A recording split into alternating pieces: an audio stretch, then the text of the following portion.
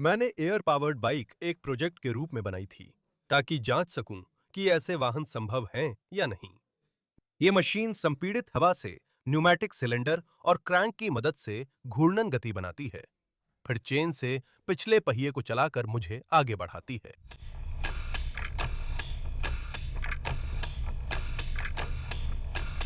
ये अच्छा काम करता था, पर इसमें कुछ समस्याएं थीं।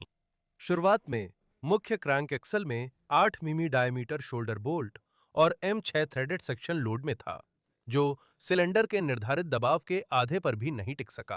अब मैंने इसे 10 मिमी शोल्डर बोल्ट से बदल दिया है, जिससे थ्रेडेड हिस्सा लोड में नहीं है।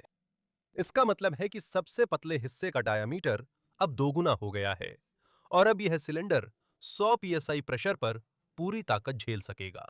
अधिकतम दक्षता के लिए वॉल्व टाइमिंग को ऐसे ऑप्टिमाइज करें कि जब एग्जॉस्ट वॉल्व खुलें, सिलेंडर का दबाव वायुमंडलीय दबाव के बराबर हो। एग्जॉस्ट से निकलने वाला अतिरिक्त दबाव बर्बाद ऊर्जा है, जो बाइक को आगे बढ़ाने में काम आ सकता था। मुझे या तो इनपुट प्रेशर के अनुसार वॉल्व टाइमिंग बदलनी होगी या इनपुट प्रेशर नियंत्रित कर वॉल्व टाइमिंग फिक्स रखनी होगी। विचार करने के बाद मैंने दूसरा विकल्प चुना, क्योंकि बाइक चलाते समय इनपुट प्रेशर मापना मुश्किल था। मैंने क्रैंक पर कैम और स्विच सिस्टम बनाया है ताकि इलेक्ट्रॉनिक्स को वॉल्व खोलने का समय पता चले, और इसे 35 से 40 psi पर चलने के लिए ऑप्टिमाइज किया है। अब देखते हैं ये कितनी दूर जाता है। मेरे पास एयर टैंक 100 psi पर है और सिलेंडर के लिए 40 psi तक रेगुलेट किया गया है। ये लगभग 15 psi का एग्जॉस्ट प्रेशर देगा, जो वातावरणीय दबाव के करीब है। तो मैं उम्मीद कर रहा हूं कि यह एक अच्छा रेंज टेस्ट होगा। कमेंट में बताएं, आपके हिसाब से ये बाइक कितनी दूर जाएगी। मुझे नहीं लगता ये दूर जाएगी, पर यही टेस्ट करने आया हूं। ठीक है, चलिए शुरू करते हैं। कोई पैडलिंग नहीं।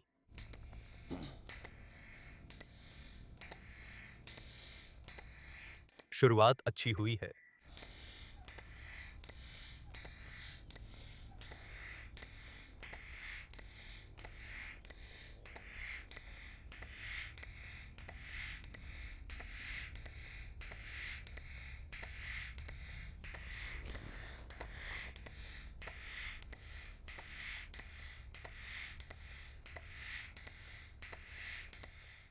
तो जब मैं बाइक की रेंज टेस्टिंग कर रहा हूं और आप अंदाजा लगा रहे हैं कि ये कितनी दूर जाएगी, चलिए कुछ मोटे-मोटे आंकड़ों पर नजर डालते हैं। बाइक के पीछे लगे टैंक की क्षमता 24 लीटर है और इसे 100 psi गेज प्रेशर तक भरा गया है।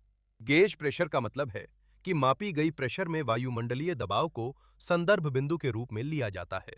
तो 100 psi गेज प्रेशर पर टैंक से लगभग 6.8 वायुमंडल हवा छोड़ी जा सकती है, जिसका मतलब है कि टैंक वायुमंडलीय दबाव पर अपने वॉल्यूम का 6.8 गुना हवा जमा कर रहा है, या 163.2 लीटर वायुमंडलीय हवा।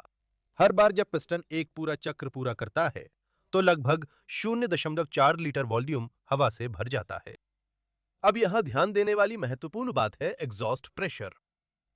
अगर एग्जॉस्ट से निकलने वाली हवा वायुमंडलीय दबाव पर है, हर चक्र कुल का 0.4 लीटर उपयोग करेगा, 163.2 लीटर, जिससे कुल 408 चक्र मिलते हैं। लेकिन अगर एग्जॉस्ट प्रेशर 2 वायुमंडल पर है, तो हर चक्र में दोगुनी हवा इस्तेमाल होगी, जिससे रेंज आधी हो जाएगी। अंत में एक आखिरी बात जो ध्यान में रखनी है, वो है कि बाइक कितने न्यूनतम दबाव पर चल सकती है, क्योंकि मुझे आगे बढ़ाने के लिए उसमें कुछ ताकत तो चाहिए ही होगी। मैंने नए स्प्रॉकेट अनुपात के साथ समतल जमीन पर न्यूनतम दबाव नहीं आजमाया, लेकिन मान लेते हैं कि यह 1.5 वायुमंडल है। इस अनुमानित आयतन में से इसे घटाने पर हमारे पास कुल 127.2 लीटर वायुमंडलीय हवा बचती है, जिसे एग्जॉस्ट से बाहर निकाला जा सकता है। इसे 0.4 से विभाजित करने पर हमें लगभग 318 चक्रों का अनुमान मिलता है। अब पिस्टन का हर एक चक्र बाइक को कुल 2.15 मीटर की दूरी तक ले जाता है। इसलिए एक बहुत ही मोटा अनुमान लगाया जाए तो रेंज लगभग 684 मीटर हो सकती है। हाँ, टैंक पूरी तरह खत्म हो गया है।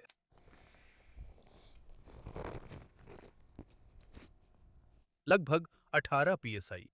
रेंज मापने के लिए मैंने फुटेज देखा, पिस्टन के पूरे चक्र गिने और उन्हें प्रति चक्र दूरी से गुणा किया। कुल रेंज 640.7 मीटर है, जो अनुमानित 684 मीटर से काफी कम है। सिर्फ इतना ही नहीं, बल्कि पूरे टेस्ट के दौरान मैं लगातार पावर भी नहीं दे रहा था, क्योंकि मैं मुड़ने से पहले थोड़ी देर के लिए बिना पावर के चलता था।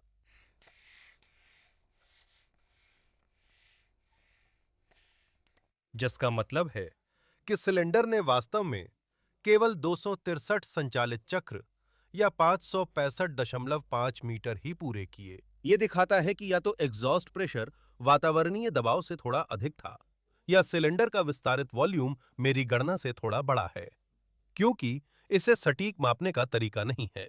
किसी भी तरह से बाइक ने लगभग पैदल चलने की गति से 640 मीटर की दूरी तय की। चलो देखते हैं क्या यह और तेज जा सकती है। ठीक है, टैंक में 100 पीएसआई है, लेकिन मैंने रेगुलेटर को पूरी तरह से खोल दिया है ताकि सीधे सिलेंडर में 100 पीएसआई जा सके। मुझे नहीं पता यह कितनी तेज होगी, पर उम्मीद है इससे पिछले पहिए में अच्छा टॉर्क मिलेगा। मैं ये क्यों कह रहा हूं कि मुझे नहीं पता ये कितनी तेज जाएगी? उसका कारण यह है कि सिलेंडर में हवा के आने और बाहर जाने की एक अधिकतम प्रवाह दर होती है। सिलेंडर के इनलेट और एग्जॉस्ट के छेद काफी छोटे हैं। अगर मैं रियर व्हील तक ज्यादा टॉर्क पहुंचा सका तो तेजी से बढ़ पाऊंगा। ठीक है, पहली टेस्ट 100 पीएसआई पर। उम्मीद है कि ये टूटे नहीं।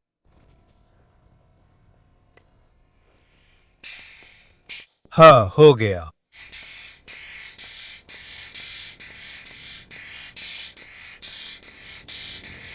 इसमें बहुत ताकत है।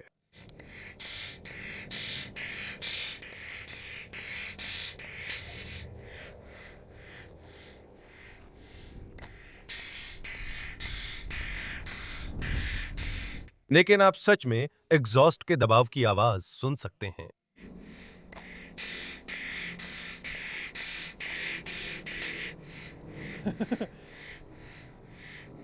हाँ, इस प्रेशर पर चलाने पर एग्जॉस्ट प्रेशर बढ़ जाता है।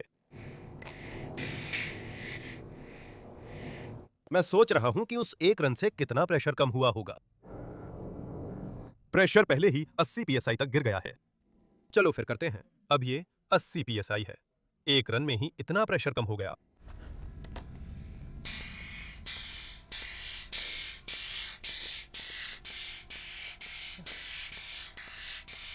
इसने मुझे फिर से खो दिया है।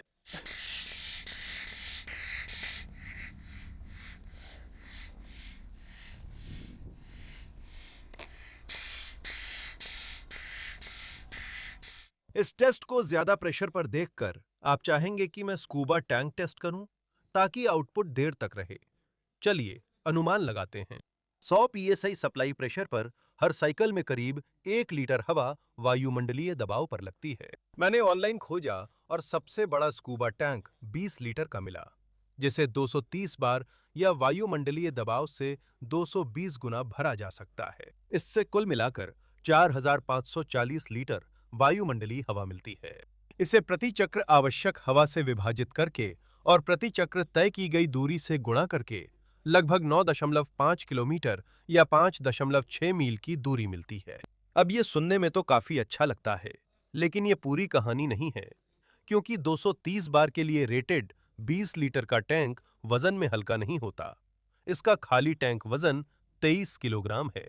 सिर्फ इतना ही नहीं, उस दबाव पर संग्रहित हवा का वजन भी लगभग 5.5 किलो होता है, जिससे कुल वजन 28.5 किलोग्राम हो जाता है। तो हाँ, मैं अभी टैंक खरीदने नहीं जा रहा हूं। हाँ, हाई प्रेशर के साथ ये बहुत ज्यादा मजेदार है, लेकिन हर वाहन की तरह जितनी ज्यादा पावर आप निकालते हैं, उतनी ही कम रेंज मिलती है।